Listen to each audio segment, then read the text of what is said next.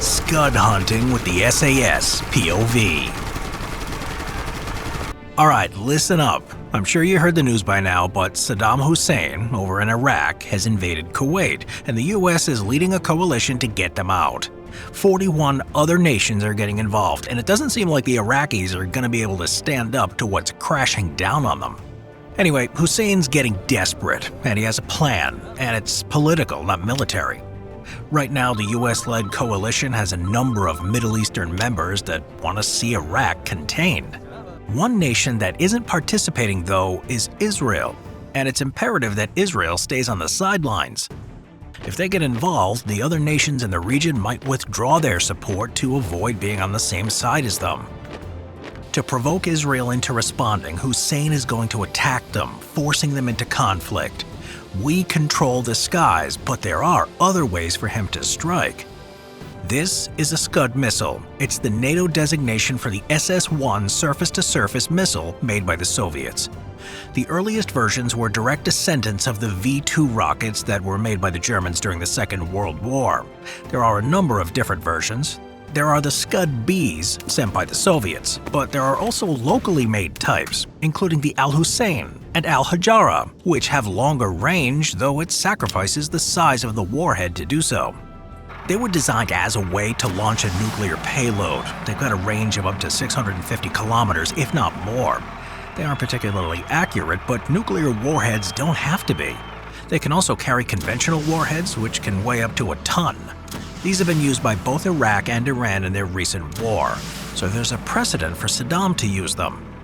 In an attempt to force Israel's hand, Scuds are being launched at Jerusalem and Tel Aviv. The US has sent Patriot missiles to the region as a defense, but this is more for morale than anything else. Saudi Arabia is being hit too, and since that's the staging ground for the upcoming ground assault, it's imperative that these missiles be dealt with and quickly. The issue is this is a TEL, or Transport Erector Launcher. I won't bother with the details, but suffice it to say that it's a truck that can move and launch a missile on its own without any other infrastructure.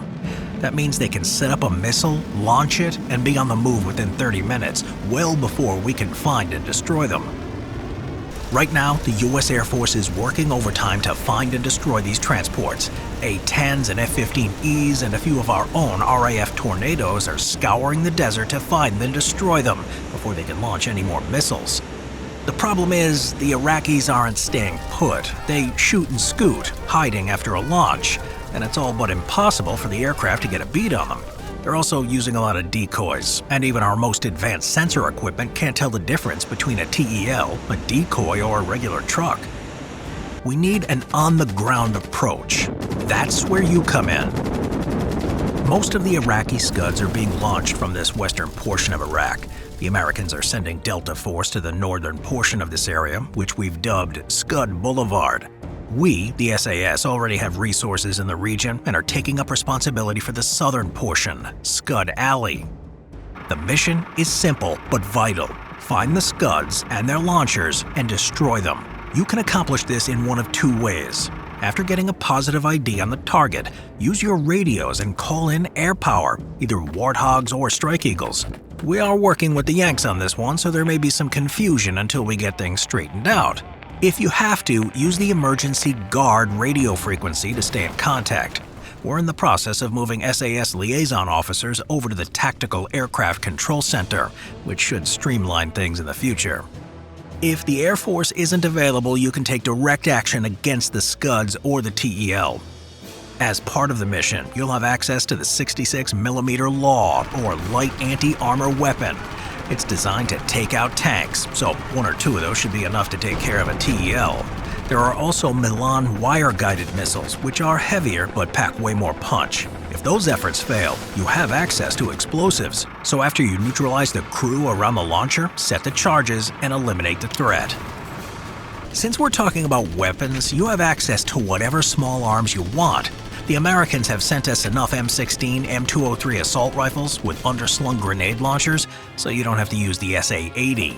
We don't call that thing the civil servant for nothing. Never works and can't be fired. For heavier support, it's recommended that each team take along a few FN Mini-Me light machine guns. The Americans have their own version of that called the M249 SAW. You'll be alone out there, so it makes sense to bring the extra firepower.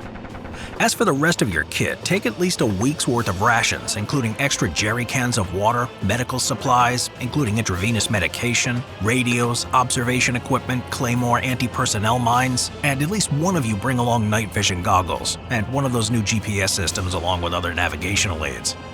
We haven't had any indication of this being a problem yet, but don't forget to bring along NBC suits, which give you some protection against nuclear, biological, or chemical agents. Better safe than sorry. Because of the elite nature of your role and mission, you've got a lot of leeway as to how you'll be deployed to your area of operations. You'll start at a forward operating base at the Al Juf Air Base in northern Saudi Arabia. Decide among yourselves if you want your 8-man teams to be inserted into Iraq by helicopter. There are CH-47 Chinooks available for that, or if you want to, you can use our fleet of Pinkies, modified Land Rovers, though they're painted tan now. You can also patrol on foot after insertion, though keep in mind you have to carry all that equipment, as well as food and water, which can weigh over 100 kilos. At least 2 teams are going to be patrolling this way. Also, keep in mind that we don't have as many resources as the Americans, and anyway, the SAS has a doctrine of long-range missions like this, so each team isn't going to be rotated out as often as Delta. Once inserted, make your way to the designated locations and set up observation posts. Navigation might be difficult since the area is mostly featureless desert, but you just have to make do with the situation as it is. The area is part of a major supply route that connects this part of the country to Baghdad, so Iraqi military vehicles and troop movements should be frequent. From there, conduct patrols and keep an eye out for any suspicious activity, especially Scud launchers. Either call them in for the Air Force to deal with or take direct action, at your discretion. Scuds, for the most part, launch at night, so that would be the best time period to be operating. Find a hiding spot during the day, either in a gully, a wadi, which is a dry riverbed, or a rocky overhang. Try to stay in the shade. This is the desert after all, and temperatures can soar to well over 45 degrees Celsius. Bring enough water with you, since the last thing anyone needs is dehydration. Just remember, this is a war, and Scuds aren't our only target. Anything of value to the enemy is fair game. Communication relays, fiber optic cables, radar stations, or anything else that can be engaged. You are a force multiplier, and every bit of damage you'll do will help the overall war effort. The air war is already underway, and it's imperative that this mission be carried out quickly, or the coalition could fall apart. You are the best we have, so a lot is riding on your success. Any questions? No? All right then. Make the necessary preparations and be ready. Good hunting. We upload all the videos that we have to censor from YouTube to our Patreon. Right now, you can watch uncensored videos on the Battle of Kantien, medieval warfare, and the Sherman tank, all on Patreon. History is epic. Watch it uncensored.